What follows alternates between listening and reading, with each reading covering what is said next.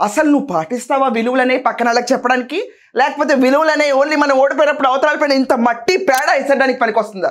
పిడకలు కొట్టుకునే వాళ్ళు కూడా నీకంటే బాగా చేస్తారు. ఇంకా చెయ్యి, ఏమన్నా అర్థం ఉందా నువ్వు చెప్పేది? పార్టీకి ఏ పార్టీకి సంబంధం లేకుండా జనాలందరూ వెళ్ళి షర్మిల పట్ల జరిగిన తప్పు అన్నారు. నీ నోరు ఏమైంది? ఎవరో దాకా అక్కర్లా నువ్వు వెళ్ళి న్యాయం అడగడానికి. షర్మిల విషయంలోనే చెప్పు. అతను ఎవరు? భారతీ మేడం గారి పిఎస్. ఎవడో కూడా కాదు, మళ్ళీ బయటోడు కాదమ్మా. నారా భువనేశ్వర్ గారిని అన్నప్పుడు అంటే నీకు అంత పెద్ద మర్యాద రాదని నేను అనుకుంటాను. షర్మిల దగ్గర కూడా రాదా? రాజశేఖర రెడ్డి కూతురు దగ్గర కూడా రాదా? వెళ్ళి ఫోటోకి దండేసి ఈయన చూసి ఇన్స్పైర్ అయిపోయి పార్టీలో జాయిన్ అయిపోయిన దండం బేకు దండాలా ఫేక్ దండాలా? ఆ రోజు మనకంత అభిమానం ఉంటే వాళ్ళ కుటుంబం కోసం ప్రాణం ఇచ్చి నుంచుంటాం.